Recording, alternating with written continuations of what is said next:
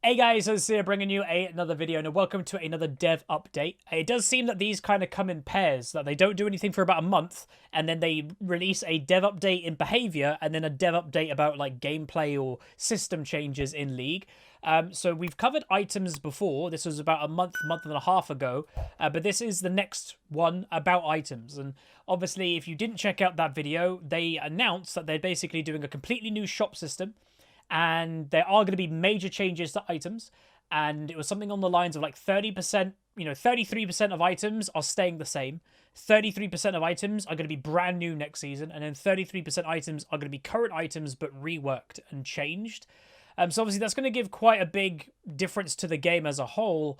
But this specific update, it looks to be the class item goals. So goals for each class of item and high level stat changes. So when they say a goal, a class item, well, it's a tank item, it's a mage item, it's an AD carry item. I presume that's how they're separating the items into different classes. But obviously we'll have a little look and see what they do. And if we agree with it, disagree with it. And I've said many a time, please do be vocal in the comments in these type of videos. Rioters, there's no official boards anymore in League. It became a bit too much, I think, chaos for them to handle. So the way that Riot collect feedback, you'll see occasionally in-game, you may get one of those little pop-ups that come up that collects feedback naturally. But it seems that the developers are more integrated in some forms of social media. So I don't know if Reddit is one of them, but I think Twitter on their personals that they sometimes tweet, hey, I'm a designer, what do you think? And they'll collect feedback, but also these type of videos. I have been told by a couple of writers that they do pay attention to even my type of videos, and they'll look in the comment section and they'll see. So hello, rioters. How are you doing? Hopefully you're doing well. Enjoy the upcoming week off. Yes, rioters are having, as a company, a whole week off next week, and I don't blame them. But anyway, let's get into it. So, and also my chair randomly is really leaned back. Let's bring it forward. Let's pay attention. So this is from the Summoner's Rift team, so not a specific designer. Hey everyone, we're excited to bring another update on the preseason item overhaul. This blog will outline specific goals we have for each class of items and a few changes of how Stum's stats work in general, and I can see one straight away that I'm excited to read that, and I don't know what it is. But healing, I've said for ages there's a problem with healing. But here are the goals, and by preseason these will probably be there. So first one, and I'll just say I haven't read any of this yet. Healing and grievous wounds. So I think for a while, I've even mentioned it in videos, I do think healing in League of Legends is completely out of control. It's ridiculous in avenues that, a couple of just buttons of a healer can get someone back to full health, and it negates a lot of what's the skill in the game, in my opinion. Maybe, and this, I'm not trying to be harsh or anything like that, but maybe heals should be a skill shot. All heals should be a skill shot or something in League, because literally you just point and click on a champion and you heal half of their health. It's like, okay, cool, I guess, that's fun. So I don't know, I think partially that healing is just a bit of out of control and things heal too much. But I also think that for every, mechanic you have in a game, there's usually a counter. The counter to healing at the moment, in League is grievous wounds. It's not strong enough. I've said many a time, there used to be a designer that worked on League called Riot Morello. You'll notice the Mage anti-healing item, Morellonomicon, is named after him. It's the anti-healing item. There is a reason it was named after him. He was notorious for disliking healing or it being too strong, and it was kind of under control when he was, I don't know if he was in charge, but he was definitely high up in the design ladder. Since he's left, it kind of feels like they've kind of let it get a bit out of control. So from this, I would hope that they are going to be either toning down healing or they're going to be increasing grievous wounds. Some people have mentioned a possible fix is your component item that, turns into eventually the full item for grievous wounds. That should be 40% healing reduction. So your Oblivion Orb, your Avarice Blade or whatever it is called nowadays, I can't remember, Executioner's Calling maybe, that should be 40% grievous wounds. But if you're committing to actually buying an anti-healing item, maybe it should go up to 60% healing reduction when you buy the full item itself. So when you buy Morellonomicon or Lord Dominic's, I think is the anti-healing one, when you buy those completed versions, Thornmail, that should then be 60%. And I would agree with that completely. So Healing has become a more prevalent in the game over the last few years because Morello left from League anyway, and we'd like to address some of the problems. So healing has become so common that Grievous Wounds has gone from a choice for heavy healing games to a viable option in most games. In pretty much every game you need it. We're looking across runes, items, and champ kits to trim some healing where we think it's unnecessary, which should in turn reduce the necessity of Grievous Wounds options in builds. So they're saying, we don't want to force you to buy a Morello every game, but at the moment we know you probably have to, for example. On the other hand, oh, dude, this looks good. Grievous Wounds can sometimes feel underpowered, when trying to stop a very strong healer, especially when they have snowballed. We're looking to make Grievous Wounds a sharper effect that more effectively counters the extreme healing situations and gives up a bit of its upfront power. Oh, thank God! That sounds good. So this, to me, already, I could end the video here and be relatively happy. They finally does seem that they are getting healing under control.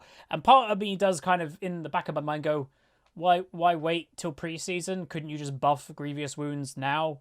But at least it is being looked on, because I do think it is one of the unhealthiest things currently in League, is healing in general and the options to stop healing. I do think it's really, really unhealthy. Even, I would say, not just healing, lifesteal as well, I would say, falls into that category. You could have a mediocre fed, or mediocre strength, Draven, for example, or an AD carry in mid to late game, with maybe one lifesteal item, a Bloodthirster, maybe even a Death Stance. So they have a bit of lifesteal. You're attacking them, they are out healing you. Like, not even just out damaging you as an AD carry, they are out healing the damage you can output. I think that's a bit of a problem. So I'd even say lifesteal needs to be looked at too. But I would guess that's part of that. Cooldown reduction rework. Ooh, interesting. We're reworking a cooldown reduction to enable more flexibility in how we use the stat and create cleaner build choices, while still filling the purpose of letting you cast abilities more often. The new stat is called Ability Haste. So cooldown reduction is going away. It is now being reworked to be called Ability Haste. Ability Haste power stacks linearly. Currently, CDR power stacks exponentially, so the more CDR you get, the more valuable it becomes, naturally. For example, 10% cooldown reduction is 11% more casts, while 40% cooldown reduction is 66% actual more casts of the spell, and 50% cooldown reduction is 100% more of the casts, because it kind of like scales up. Ability Haste will provide a linear power scaling model for ability casts. So I'm guessing they're going to just make 10 to 10 or something like that. So yeah, literally 10 Ability Haste is 10%. 20 is 20. Now, some people, I guarantee they'll be watching this video go, wait, I thought cooldown reduction worked like that anyway. And I think that's why they're cleaning this up, is because it was confusing to some people. I think a lot of people thought, I've got a 40% cooldown reduction, therefore that's 40% off my abilities. And I'll be honest, I used to think that way too. It was never fully clear. But when you actually looked at the math and you kind of was working out in your head, it didn't make sense sometimes of going, wait, no, that's way more than 40% cooldown reduction. Because, yeah, it was actually the upper elements of 66%. That's why if you look at Lux with a 40% cooldown reduction build, her ultimate on a 40% cooldown reduction shouldn't be anywhere near 20 second cooldown. But it is 20 seconds because of how kind of it scales with cooldown reduction and everything. So, yeah. I like that. It's a lot more straightforward. It's a lot easier to digest. You have 50% ability haste, you get 50% cooldown reduction, kinda. That's good. So this makes every amount of ability haste you buy has the same impact rather than one exponential one. The conversion of CDR to haste won't be 1-to-1 because that would be a flat nerf, which isn't the intention. You should have the potential to reach the same frequency of spell slinging, but the way you get there will be more linear. So it won't be a sudden, I guess what they're saying is it's not going to feel like a sudden boom. It's going to feel more like it's going to go up gradually, and the only way that I would guess that they're going to do that is the items that give ability haste may scale with your level rather than just a flat 20% ability haste on the item itself. That's the only way in my mind they would make that true. So you get stronger throughout the game with ability haste if the items grant more ability haste the higher level you are. So that's what I would say they're going to do. And then ability haste is uncapped. So CDR obviously has a cap of 40%. You can get up to 45% if you take a specific rune, which is Cosmic Insight, I think. But with the new linear scaling model, we don't need this restriction anymore. So it opens up some new builds, but you'll sacrifice on other areas. For example, you could get, let's just say you could get to 80% ability haste, right? So if you got a 10-second cooldown with an 80% ability haste, that is now suddenly on a 2-second cooldown with the new system. But I'd imagine the way that you're going to get there, you're going to be sacrificing a lot of other things. So if you're going for an ability haste item, that might not have damage on it. So if you're a carry champion, oh snap, I got a 2-second, cooldown on my 10-second normally ability, but maybe the damage it actually deals is so pathetically low because you don't have any ability power. You've got to weigh up the kind of plus and minuses. Naturally, ability haste, I'd imagine, is going to be quite good for tanks who don't need that damage from items. That they, like, think of Nautilus with ability haste. He could CC the whole enemy team. So this is the kind of, like, weighing up you're going to have to do with this new stat and how it works. But already, I like it. It's giving, we've always said, one thing that game companies in a whole, it's not just Riot, they struggle with is giving choice and actually being, actually having it be a good feeling of allowing the player to do what they want and not feel like they're not doing the meta thing and they're weaker. Like Call of Duty, there's always those couple guns that are best. Their dream is to have all the guns being level and balanced, but that just isn't a reality. The same happens in League. They want every rune to be viable. They want you to do any item build you want, but there is usually that one rune that is just the strongest. There is usually that one build in most situations that is the strongest. But I actually think ability haste, it sounds like it might give more options because there is a way up. If you're somebody that's like, I don't need to carry this game, and you're the mid laner, well, I can build more ability haste and give my AD carry who's fed more CC to help him carry. But if I am fed this game, I'm not going to buy ability haste. I'm going to buy more ability power because I'm actually stronger and I need to kill people. So that I kind of like that. That's not bad. Tenacity. So obviously the anti-CC spell.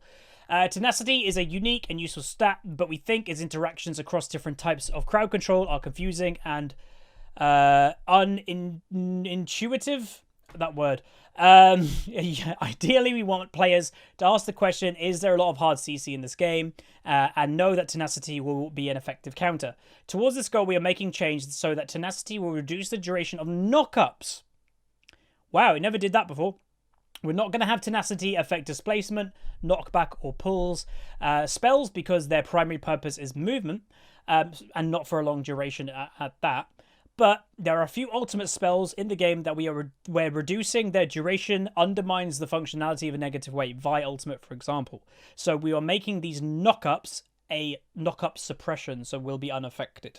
But yeah, so an actual knock-up is being reduced. So for example, if it's not an ultimate ability, then it most likely will go under this bracket. So think of Cho'Gath Q is a knock-up. That will be now reduced by Tenacity. Alistair Q isn't an ultimate. That will be reduced by Tenacity.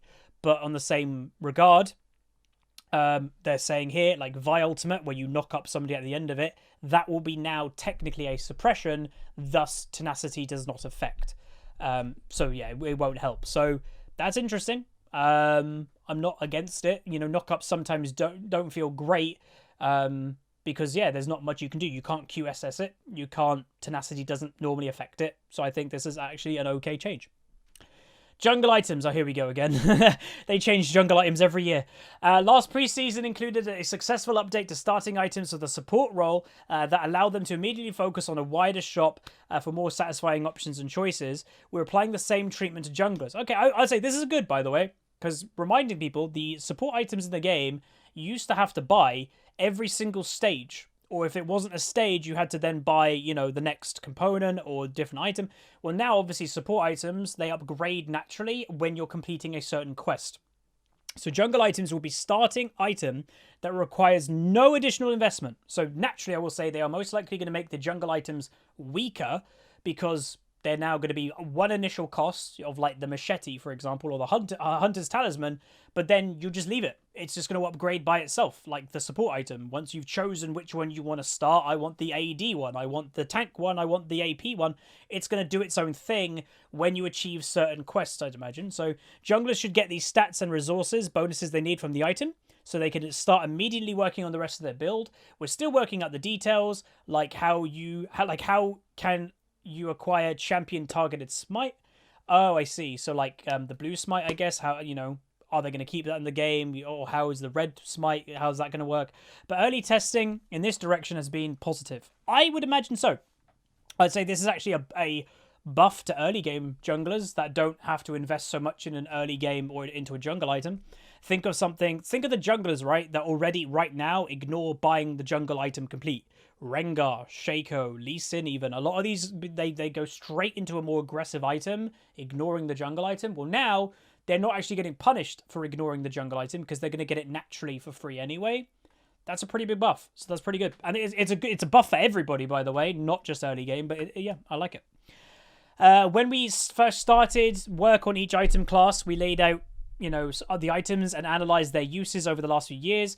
That helped us determine more specific goals of how each of the class champions will hit our overall item system goals and complement the intended strengths and weaknesses of the class. So to me, that's positive. I don't think that's a bad thing. I do think the support item change has been successful.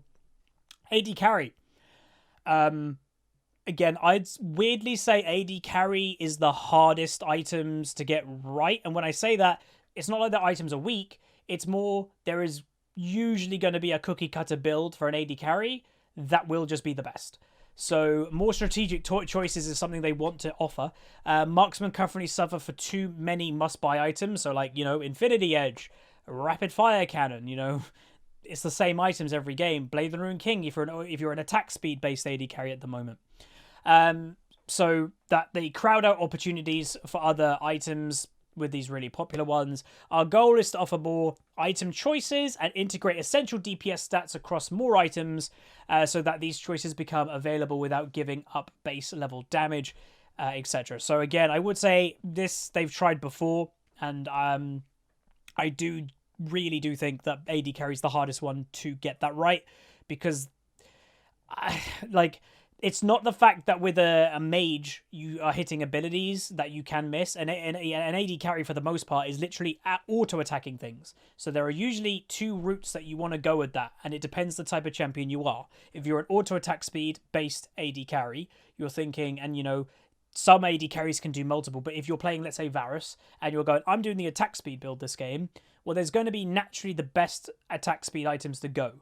Blade the Rune King, Rage Blade, RFC eventually, like it's those items. But if you're playing then Varus and you go, I'm going to do the poke build this game, well then naturally again there's the same items that you're going to go every game: Tear, Tamura Mana, and then probably lethality items. Or I'm going crit this game, I'm playing Jhin. Okay, well Infinity Edge is your must, then probably a Zeal auto attack speed. Then if you really fancy, you could probably go a third crit item, go Essence Reaver or something. It's going to be the same item. So I do think it's going to be harder for them to get this right, but that's just me. So agency options. A very common issue that Marksman players report is that they are powerful, but overly team reliant. Why is that a bad thing? Like I've always felt this is bizarre, this argument of AD carries do so much damage. But yeah, if they miss position or their team doesn't protect them, they die. But doesn't that make sense? Isn't that what it's supposed to be? I don't know. Overall, we think that this is fundamentally and healthy element of the class, yeah, because it creates a differentiated set of roles that create reach, team play, and strategy. Imagine how much less strategy there would be if every class was the same. But we also think we should introduce some items that allow Marksman players to opt into more tools that help them survive. I'm worried about that because Death's Dance has been horrible recently. Not really because of top laners, and it's a strong item for tanks and juggernauts alike. It's more being annoying of, oh, that, you know, pretty fed Xayah or Ezreal or Vayne that I've even seen. Okay, they've got 3 really strong AD carry items. They went 4th item, Death's Dance. Can't kill it. You know, you're not killing that. Like, it's so hard to kill. So giving an AD carry more survival opportunities, other than just positioning better or getting team protection, I do think is a slippery slope. But anyway, that's just me. These won't come free, though, so get some of the solo agency players will have to lessen their best-in-class DPS, which, again, technically Death's Dance is a downgrade on other choices as AD carries right now. It gives less damage than other choices would. But clearly, you can see how powerful that option is. I've always said, as an AD carry, you're not doing any damage if you dead. So when they are buying Death's Dance and they can't really die that easily and their damage is still really high from the other items, it's a bit iffy. So I'm a bit worried about this one, I will say. More impactful with one item. We still want a Marksman to be the class that is defined by its late game carry potential, but we're shifting some of the stats on their first buy slightly so they feel like more competitive earlier in the game. That's okay, that's fine. Fill some item gaps. Some games and matchups make Marksmen feel like they're missing items, what they need. We're looking to offer little things like that. So an AD armor item, more spellcaster options, and others. So that's great, I guess. But again, more spellcaster marksmen. Does that mean mages, or does that mean a spellcaster marksman is more like Varus bot lane? I'm unsure about that, but that's okay. So overall, I'd say that is fine, but to me, AD carry is the most slippery slope. If you're giving them tanky stats and they're having insane DPS output, that's a problem to me a little bit. Mage items. First item choice. Mages today suffer from a first set that don't have clear trade-offs or a situational purpose, making their first item choice basically predetermined in each meta based on which item is tuned to the strongest. That's practically every single class right now. In contrast, we think mid-late game options are pretty rich with some unique counter effects and actives. We'd like mages to have the same options early. Yeah, I'd probably agree with that. Mages have pretty good options in the game. Sometimes you can go Banshees, sometimes you go Leandries. Morello in most games, but definitely if they have healing. Void Staff if you're fed and you need to break through their magic resist. How early do you get your death cap? Mages are a pretty good choice, but the early game, yeah, I grant the first item is very rarely, other than a few exceptions. If you're a more aggressive champion, you're going Ludens, or even an average champion, you're going Ludens. If you're a scaling, tankier mage, you're probably going Tyr into Seraphs, and then with a Rod of Ages. So, I'd agree giving early game choice is not a bad thing. New iconic effects for artillery mages. So we have some exciting ideas to create a fantasy item for artillery mages that emphasize their unique range and skills. So Zereth, Ziggs, Lux, I guess, off the top of my head. That's cool. Very niche set of champions, though, to have a whole item just for them. But anyway. An ability haste as a choice. So with the rework of cooldown reduction to ability haste, we can use this stat to create another decision point in Mage's builds.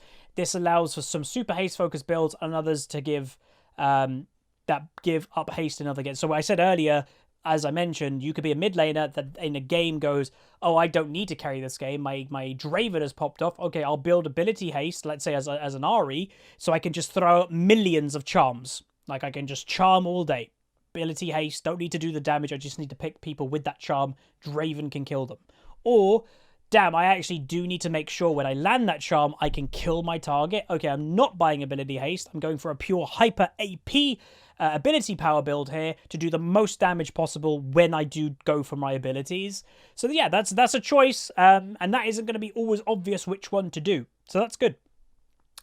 AP fighter and AP assassin items. So definitely a lack of options, I'd say, in this kind of area. You've got Gunblade, Nashor's Tooth, Zhonya's, I guess. We want to serve a decent-sized group of champs with a new class of items, because AP fighters and assassins are a fairly rare type of champion. We ended up grouping them for purposing of building a core item set. This ended up working out well because they tend to need damage early in the game and then go tanky or go bursty, depending what type of champion you are. So tailored early build items. These AP champs have been borrowing from mage items for as long as they've existed. Definitely true. We want to offer them some, basically they're giving unique items to the likes of Akali, Katarina, Echo, and then Diana, who's kind of like a hybrid now between these two. So that's quite interesting, and obviously things like damage / durability hybrids and manaless champions and all that. So this is cool. It's going to be a completely new class of item, really, and bridge into tank or pure AP later. So they'll have all these options for this class of item to probably have a key component, and then you can branch off like a jungle item in a way, or the old jungle items, that you're Akali, well, you can go the pure AP route. You're Diana, well, you could go the slightly tanky route if you wanted to. That's not bad. I like that. So like AD fighters, we don't think these champs need to build entirely within their own category of items and have great item experience. Depending on the champion or game, we want them to transition into tank or pure AP to finish off their builds. So they're just giving that flexibility. So yes, some games, let's say, again, giving the Kali example, you could be, damn, the enemy team is pretty strong, I need to be a bit tankier here. Okay, that main core item, I'm going to go the tankier route this game. But then the next game you play Akali, oh snap, I popped off early. Okay, I'm going to snowball. I'm going to go the AP route with this core item. So again, that's good. That's good for choice. That's making it not always the same cookie cutter build every game, because it's dependent on the match that you're in. AD fighter items, tailored defensive options. So fighters today have a one-size-fits-all defensive options, Steric's Gauge, Death's Dance, depending which you're playing. Definitely true. Regarding on whether the enemy team is more physical or magic damage, you just kind of build those and you're probably okay. We want to expand the fighter-specific defensive items and give some more specialized options. Okay, that's cool. Core item diversity. Core fighter items like Black Cleaver or Trinity Force bring fighter builds both the power that they need and iconic play patterns, but these aren't decisions being made by fighters early in their build. We want to sharpen the current options and introduce some new ones that can compete with the crucial early slots in fighters' builds. So they're kind of saying here, maybe they want to give more risk to the builds. So right now, you can build a Phage first item, let's say on Darius, and you're not really punished for that at all. Because if you build Phage and you haven't at this time decided Black Cleaver or Triforce, well, maybe they're making it so you need to decide earlier. You need to commit earlier, which is a higher risk, but it potentially could be a higher reward later. I think that's fine. I definitely think that's okay, because it does feel like, yeah, you are generally just doing the same stuff all the time on these type of champs, so more options is good. How many more we got? Okay, we only got a few left to go. And I'm getting very warm because I don't have my air conditioning on in my room at the moment. So it's getting warm. So we're now here. AD assassin items. Assassins have a good few choices around which items to buy first, second, or third. We think they lack a wider pool of more situational choices that most classes have. We hope to add more options, basically. So yeah, I hope not too many, because, you know, you can go the Umbral Glaive early item for an assassin AD, and that can help with vision clearing and give you an earlier power spike, but a weaker mid-game. Or you can hold out and go Yumu's, higher movement speed if you need that movement speed to land extra damage or run away. Or you can go Duskblade, which potentially gives you the highest damage output if you are consistently fighting. Or some people even go, damn, I'm in a really hard matchup, I'm getting camped by the jungler as Talon or Zed. I'm going to go the Shroud, or whatever it's called, the mana shield, the CC shield. I can't remember the life of me what it's called at the moment. 4 options that are all relatively viable to go at the moment, but they are going to give more, apparently. And then intentional late build options. Assassins today have fill out their late build from pulling other classes, and many of these choices feel suboptimal, so we're looking at giving more late game options to assassins. Yeah, I think that's fine. Generally, obviously, the 2 routes of assassins in mid to late game will be either split pushing, looking for 1v1s, or looking for that really big pick potential on the enemy AD carry. I don't think that's going to change the playstyle, but they are saying, you know, they want to give them more late game options themselves for an assassin item, rather than borrowing from, you know, I'm going more Mortius on Zed. They want to give maybe an actual assassin version of that instead, maybe, is what they're saying. Interesting. Tanks. More options to adapt the team's strategy. Tanks need to fill a wide variety of functions for their team, so we want to make sure that they have build options to support them while getting necessary defenses to be a meat shield. Do you need to match a split pushing Tryndamere, hard engage of an Azir, protect the Cogmore carry? All of these directions should be clearly supported by new options. Interesting. Filled up magic resist options. The current MR options are a bit too niche. I definitely agree with that, yeah. And they don't offer strong options to deal with teams that require effectiveness against multiple AP playstyles at once. Definitely agree. There's plenty of armor choices, plenty, but I don't think there's too many variant of AP. MR. So that's good that they know that naturally. enhanced tank utility. Tanks create value for their team by being immovable. Damage soaks while also providing CC and other utility. We want to create more items to showcase the utility attributes of tanks beyond their baseline defenses.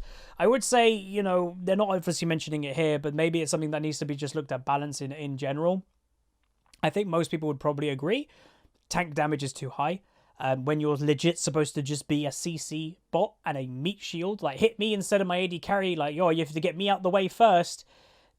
I have seen many a tank, full tank, no damage item, nearly or sometimes have even seen them just completely take out an enemy mage or an enemy AD carry in mid to late game. And it's like, that shouldn't happen, you know, but it does. So maybe that needs to be looked at with this as well. And obviously we know some of the culprits, you know, even Volibear, Ornn, those are kind of, I'd say, the two main ones at the moment. Most games they are building no damage items, maybe a Triforce on Volibear, and it's like, boom, one shot the AD carry. It's like, oh, okay. Don't know if that should happen. So tanks create value for their team. I would mention that one. Late game. So we've been seeing a satisfying type of item across a few other classes that only affect when only efficient when bought in late game, but creates a satisfying capstone that feels like it completes your build like Death Cap. So like you build it later and it kind of, you know, builds up the rest of your items when you buy the item.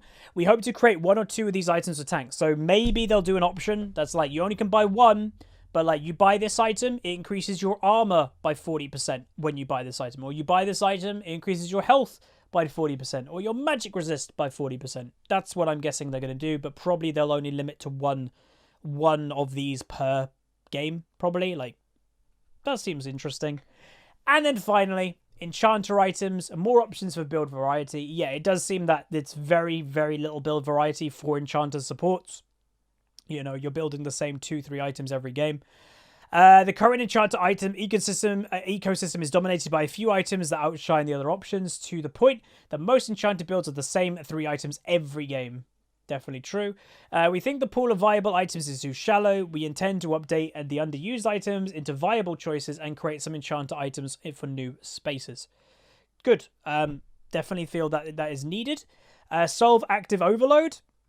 I don't think that's a bad thing. But anyway, more than any other class by far, enchanters have actives. So obviously, you know, you've got a redemption that you have to press the active. You've got Locket, the Iron Solari, potentially you have to press the active. I personally don't see this as a negative too much, but that's just me. I think part of actually playing like a supporty character is effectively using your actives quite heavily. Maybe you disagree, but I actually think that's part, you know, if you're especially playing an enchanter support, I do think that should be part and parcel of it because it's giving you more to do. But yeah, apparently they want to kind of, you know, limit that a bit. But that's, I'd say they should probably keep high actives on enchanter supports. But anyway, and then more clear strengths of each item. A couple items fall into the good at everything category where they provide practically everything. Yeah, like redemption. Athene's isn't bad on a lot of supports nowadays, and maybe they just offer a bit too much. So that's interesting. And then finally, we will continue to iterate and share our progress with you as we approach preseason. We're excited and all that. So overall, I'm pretty happy with most of this. It does feel like they're making headway into really good changes that's going to feel healthy for the game. The most excited I am, I will say clearly, is healing. I've mentioned that many a time in even recent videos, and I do feel that it's a massive bummer in League of Legends at the moment, to at least to me and I think many people.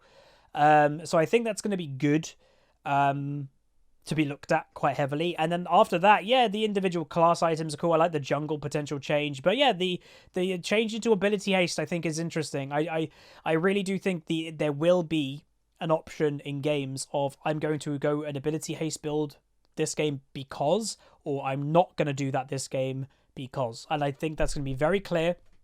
And it's not going to be every single game you just go ability haste every game.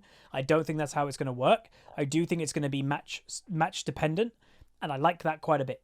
But that's going to be it. Hopefully you guys enjoyed this video. Quite long, but obviously we would like to go through all the changes and what they're doing If you guys did enjoy this, though, do throw a like on the video. Let me know what you think down below. Quite a lot to go through. Basically, if you're wanting to give feedback, feel free to give them as much as you'd like. As I said, Rioters may be kind of peaking down there. But if you'd want to give at least a little bit of feedback, what was at least your favorite part of this, and maybe even your least favorite? You know, what is the best and worst thing to you coming out of this? And if there's no good things, then say that. If there's no bad things, then say that too. But that is it. Like, comment, subscribe. See you guys next time. Peace.